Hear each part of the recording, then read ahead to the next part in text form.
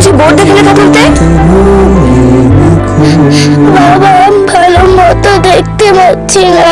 কম আলোই হতে পারে চোখের ক্ষতির একটি কারণ। ব্যবহার করুন সুপারস্টার এলইডি, যা দেয় সঠিক মাত্রার আলো। আমাদের আগামী বেড়ে উঠুক আলোয় আলোয়।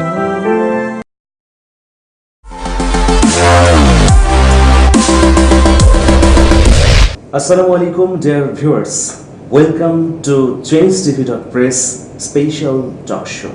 I'm Amirul Mubin Manik, start to end, conducting this show, so stay with us. Today's our special guest, Muhammad Faisal Abdulaziz, Secretary General, the Organization of Muslim Movement of Malaysia. I heard about this organization long day. Mr. Muhammad Faisal Abdulaziz. Yes. How are you? Yeah, I'm good, and thanks to Mr. Amirul Mukminin for having me to have this special interview with Change TV. I'm grateful to see you because we get your valuable time. Yeah, so am I. First question, the Malaysian government always encourage their youth people to invention something new.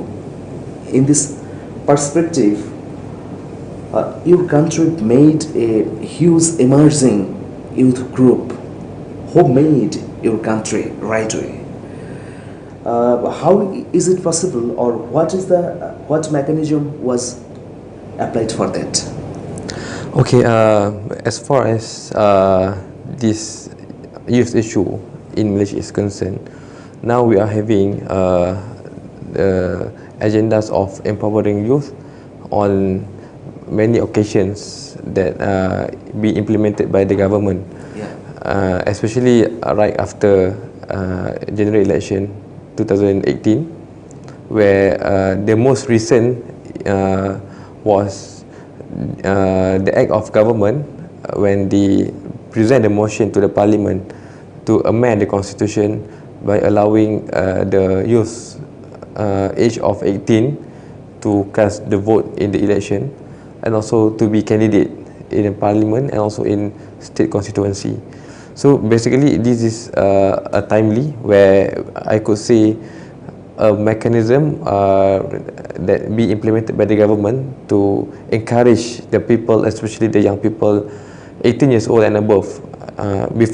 Prior to that, we must reach the age of 21, but now the person or the people or the citizen that just reach the age of 18 have ability to vote by law and also to be candidate. So this term of I could say change, semblance of change, or we could perceive where one of mechanism that government can enlarge the participation of democracy, the participation of the young people, especially the teenagers, to participate in democracy. So this is one of the things, and the other things where we could see how the government trying to reach out the public, especially the young people, by having so-called platform for innovation. For example, social innovation, where we could see a lot of young people that prosper in business when they could use or make use of the platform, benefit of the platform implemented or given or provided by the government to reach to the next level. What is the main focus or first priority for you, young generation from government? It's education or ideology? Okay, first by looking at the government's action, we can measure through the Ministry of Youth and Sport, where now the current agenda, as I said, on the current government or the current Ministry of Youth and Sport, basically on how to educate the youth people or educate the school students, pupil on democracy. Because now, as I said, we just have a constitution to be was amended just a few weeks past, where the citizen age of 18 can vote and also can be candidate in the election. So now government trying to focus on how to educate the people. So this is how we as NGO could draw the line where, you know, even ABIM, we issue statement or we ourselves participate in this kind of discourses where we always advocate our concern basically on education or how to educate the people on democracy, for example, participation in democracy. It is not, or it should not be political partisan. So we could see the sincerity of the government, but in terms of implementation, of course, we need to be in there as well, where the participation of the CSO is very significant to ensure that there is no partisan politics sentiment and so on being played through the students, especially in the school age. So anyway, as I said, we still could perceive the sincerity of the government, but of course in terms of implementation we need to always be cautious. As NGO or CSO, we always need to be so-called the watchdog of the implementation. Always the priority implementation. Yes. Implementation. It's very important for development or anything. Bangladesh is a third largest country. Yes. Malaysia also Muslim, moderate Muslim country. I want to know from you what should the relationship between Bangladesh and Malaysia? Okay. By looking at this current Muslim world problem, for example, the issue of extremism, where how the agenda of CVE or countering violent extremism being implemented by our own narrative, I could see how Bangladesh and Malaysia could collaborate together in terms of re-educate the public, especially the Muslim, on the real meaning of Islam, opposing extremism, and also being a moderate Muslim by accepting the values of, for example, human rights, democracy, that also compatible with Islam. And of course, I say this because even if we make a comparison between Bangladeshi or Bengal land and the Malay land, we have our own traditions, especially the treasures of knowledge, the traditions of knowledge. Bangladesh have a strong traditions where if I could quote, for example, Amartya Sen, the Nobel laureate, his Bengal, Yunus, and also and many scholars even produced by Bengal land, even Bangladeshi, shows how strong the traditions of knowledge, how deep the Islamic thoughts being discussed in the public domain, and also referring to Malaysia as well, or the peninsula of Malaysia, or even in fact our Nusantara, Southeast Asia, we have Said Najib Alatas and so on.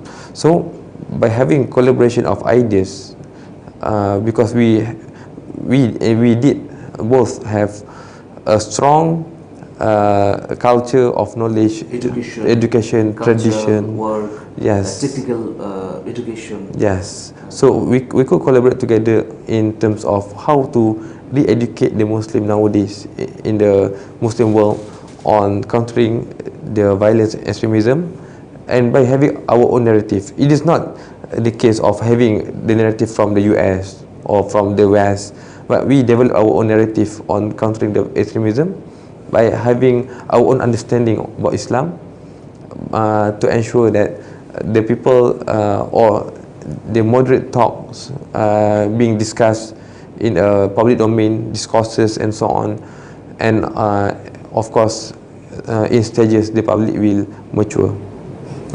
If we want to build our Bangladeshi juvenile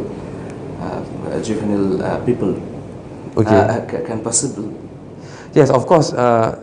Perhaps it sounds peculiar or strange to the youth or to the people, as I say, in the public domain.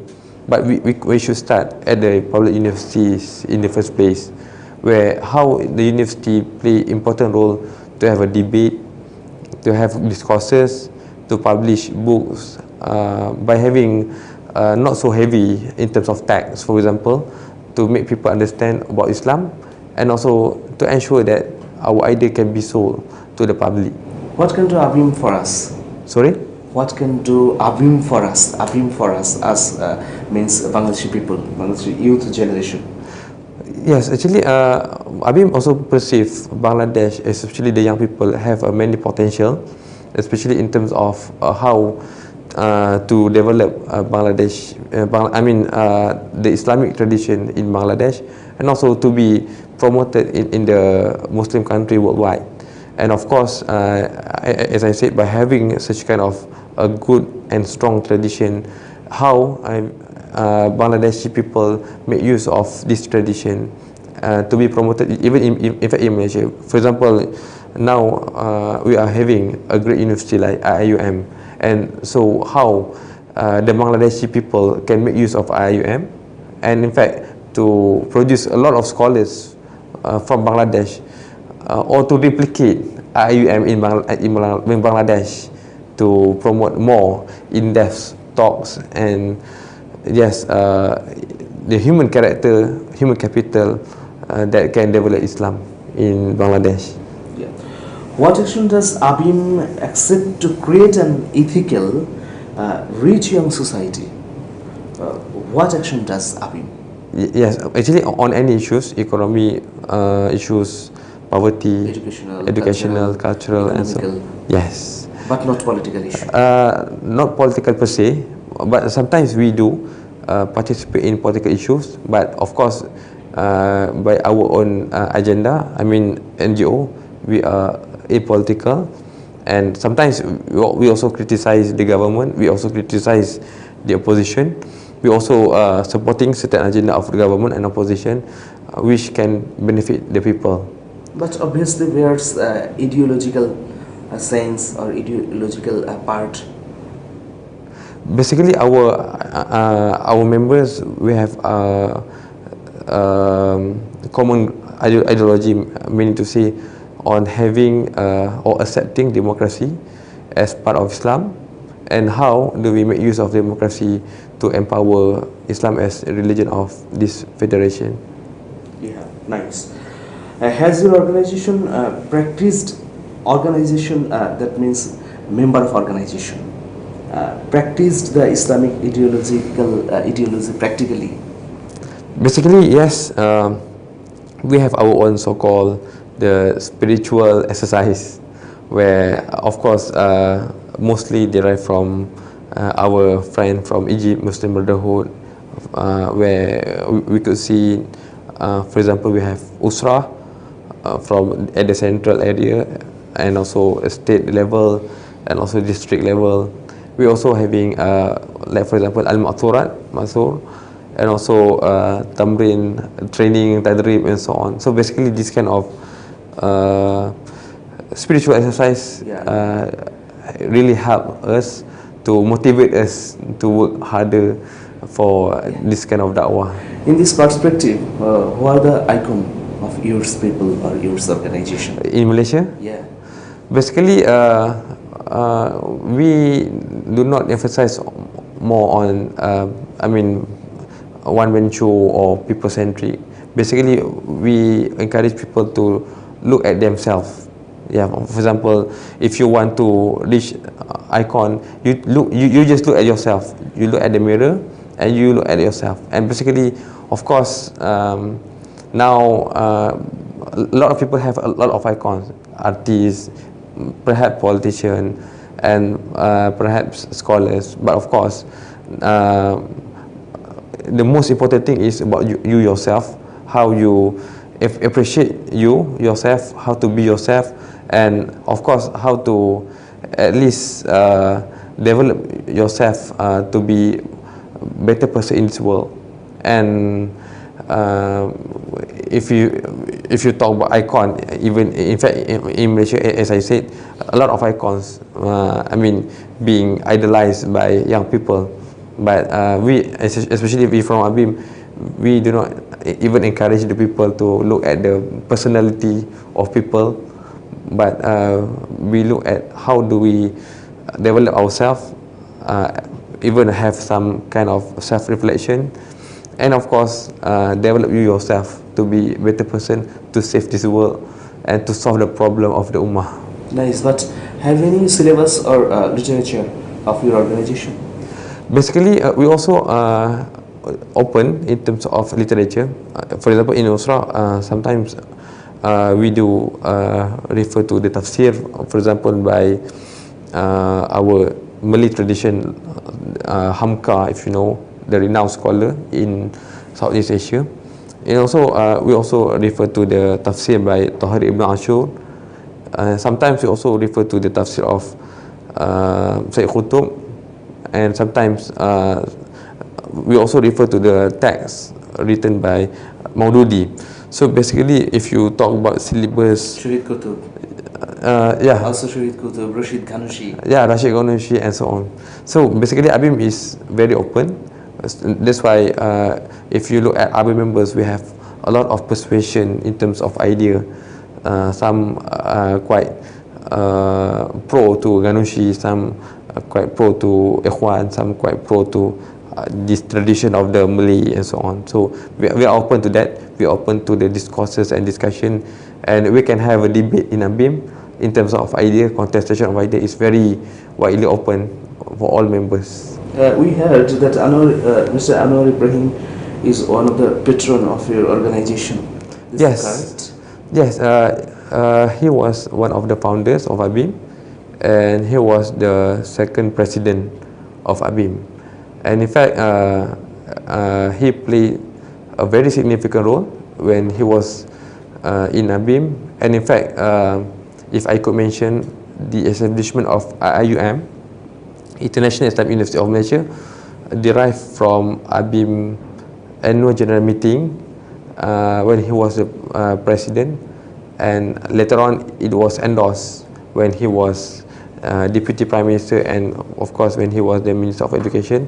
So the agenda or the motion to implement Islamic University in Malaysia was from ABIM when he was in ABIM, and later on it was implemented when he was in the government.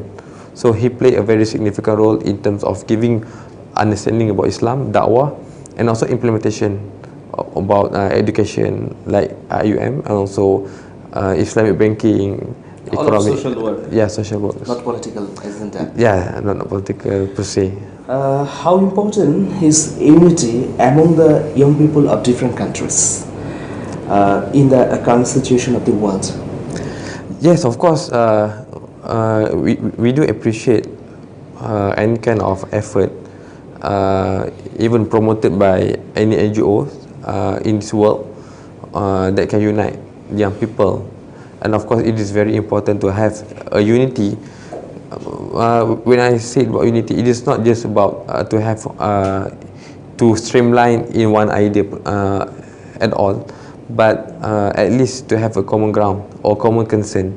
And of course, definitely, it is difficult to unite all the youth people around the world to be in one head. But at least, as I said, if we can at least unite them to have a common ground, common concern, especially on the issues of Muslim nowadays, where I think all of us have a same concern, similar concern on extremism issues, on Islam or Muslim being persecuted in a Muslim world, even in fact, and not necessarily in Bangladesh, but in all other countries, even in fact in Egypt. Now we could see how the Muslim in many countries being persecuted, being victimized by inhumane action of the government or the Muslim government. So how do we have that kind of similar concern to fight for it, to ensure that the young people, especially and the Muslim in the Muslim countries, being liberalized under the name of human rights and democracy. Liberalism means platform for all people. Yes, platform for all people to participate in democracy, to have a freedom of expression. Social work. Yes, in social work, and in fact to have their own idea to be expressed, to assemble, even in fact right to life. When we say about right to life, it is not just about right to life from being detained by the police. It is it encompasses of all forms of life, where it also tantamounts to the quality of life, social work, right to have a good economic income and so on. A lot of thanks for nice interview. Yes. I'm glad to meet you. Yes. Thank you. Lot of Thank you thanks. very much. Thank you very much. Dear viewers, thanks for stay with us. Allah Hafiz.